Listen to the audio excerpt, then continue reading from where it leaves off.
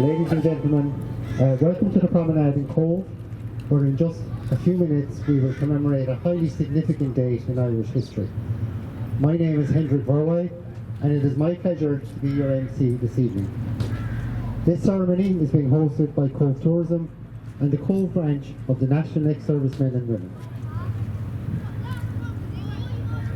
On behalf of the organisations, I welcome our dignitaries, but especially any families who may have lived on Spike Island. Councillor Alan O'Connor, Chair of the Cobh Municipal District, Ms Sheila O'Callaghan, Mr Sean O'Connor, Mr Cathal Rasmussen.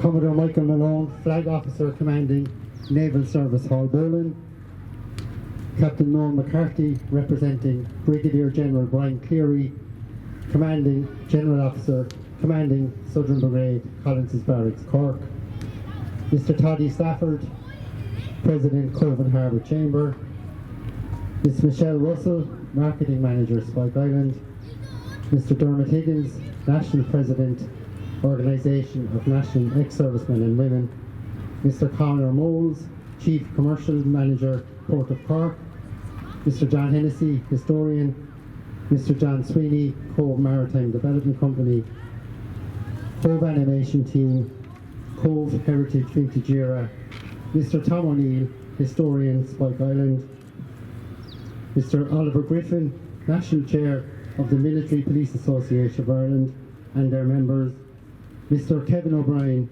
President of the Cobh branch O&E, members of the Royal Naval Association, members of the Royal British Legion, and Mr McGann, who's our vocalist this evening. Also, any members of Cobh Tourism and people, as I say, who lived on Spike Island. On the 11th of July 1938, the Irish tricolour was ran up for the first time ever on Spike Island at 8 p.m. by then Taoiseach Eamon de Valera.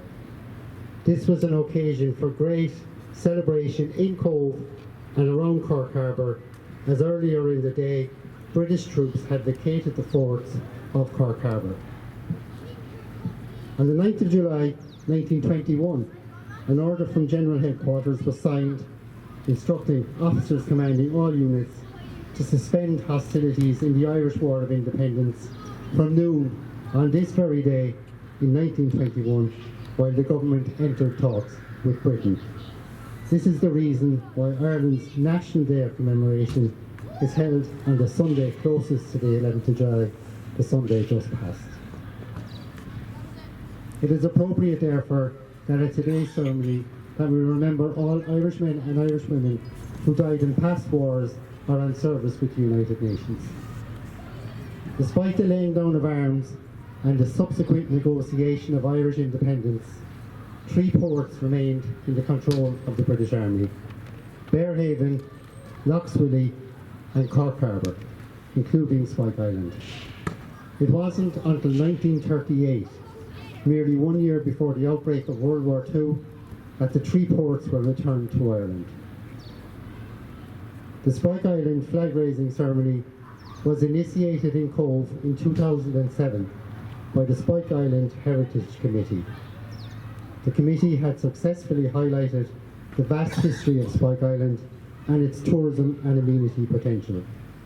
Plans at the time to build a super prison on the island were shelved, and Spike Island was handed over by the Department of Justice to Cork County Council. Spike Island is now a fantastic destination to visit, accessed by boat from Cobh. It is a great day out, encapsulating so many strands of Irish history and telling so many stories. So tonight will be a unique occasion in Cobh, because this evening we have 3 moments in time that could pass as 8 p.m. The cathedral clock is playing Silly Beggars, Sense to be Struck by Lightning. So we're going to go use the bells of St. Thomas Cathedral as our signal for the real 8 p.m. this evening. So as the bells finish striking 8, we will raise the flag, and hopefully it can simultaneously be raised on Spike Island at the same time. So So what's the real time? But if you go back to tomorrow in 1938, there was a report in the Irish Times of the events of this evening, and it was headlined "Cork Forts Handed Over." Amid the booming of guns, the last British troops stationed at Spike Island in Cork Harbour this evening handed over custody of the island and the adjoining fortifications to the troops of ERA. This is the first stage in pursuance of the defence provisions of the agreement recently concluded in London between the British government and Mr de Valera. The defences of Fairhaven and at Lochswilly will be handed over to Irish custody before the end of the year. Spike Island has had a long and interesting history, and for more than 150 years the British flag has flown over it as one of the main defence works on the southern coast.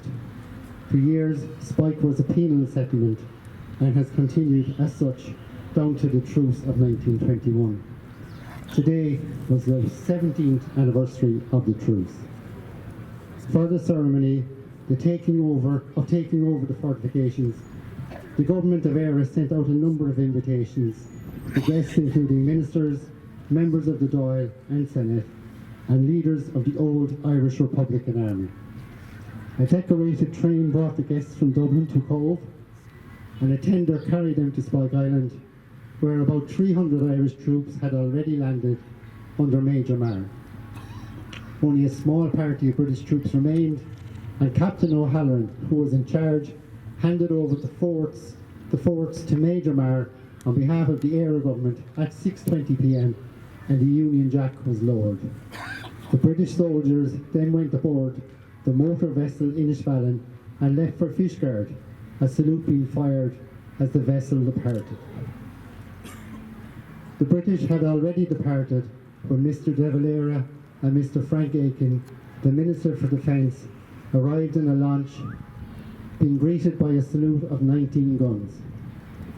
The troops were formed up around the flagstaff, and Mr de Valera ran up the tricolour national flag of ERA over Westmoreland Fort to the accompaniment of a salute of 21 guns. As the flag was broken, there were cheers, re-echoed by thousands gathered on the mainland.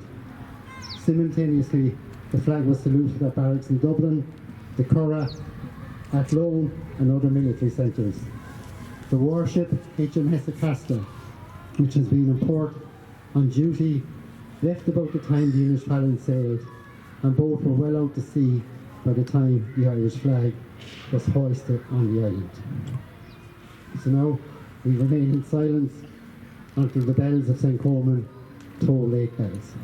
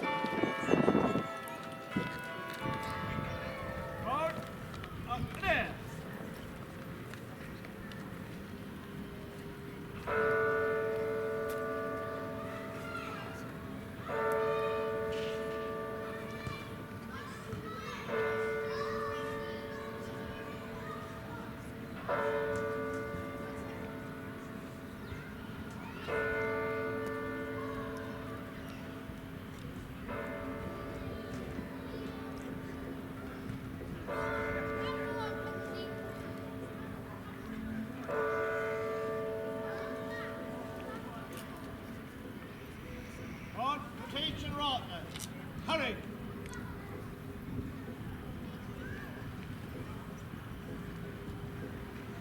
Execute.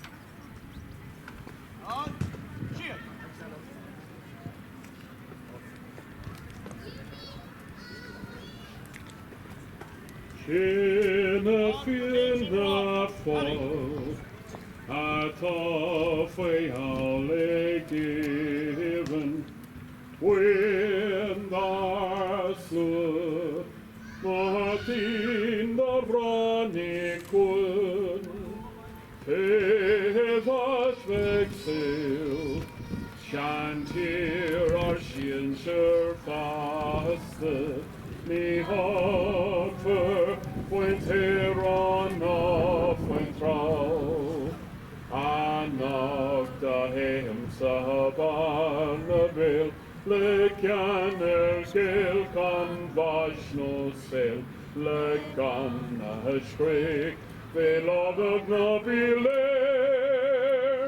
shall live Connie, Aron Navian.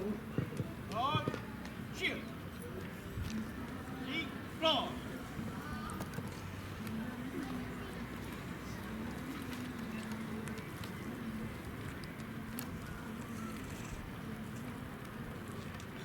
So that concludes our short ceremony. Thank you for your attendance. Refreshments are provided in the Commodore Hotel for anyone who was involved, and we look forward to seeing all of you again in Cobh in the near future, hopefully throughout the summer that may yet come. Thank you.